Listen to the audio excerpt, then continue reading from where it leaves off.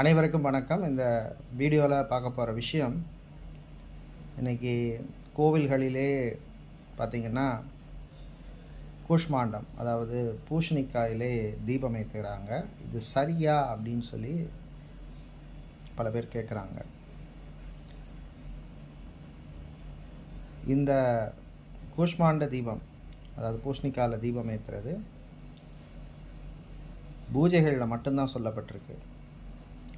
பூஜைகள்னு சொன்னால் பைரவருக்கு பண்ணுகின்ற பலி பூஜைகள், வாஸ்து சாந்தி, வாஸ்து பகவானுக்கு பண்ணுகின்ற வாஸ்து சாந்தி, பிரவேச பலி மற்றும் கிராம சாந்தி போன்ற பூஜைகளில் மட்டும்தான் சொல்லப்பட்டிருக்கு. இது தீபமாக ஏற்ற சொல்லி எந்த இதுலேயுமே சொல்லப்படலை. என்னுடைய கருத்து என்னென்னா, அதில் தீபம் ஏற்றுவது பரிகாரத்துக்காக இருந்தால் கூட அது சரியில்லை அப்படிங்கிறதான் என்னுடைய கருத்து. எந்த கோவிலாக இருந்தாலும் சரி, பைரவர் கோவிலோ இப்போலாம் அம்மனுக்கு கூட ஏற்ற ஆரம்பிச்சிருக்காங்க, விநாயகருக்கு ஏற்க ஆரம்பிச்சிருக்காங்க.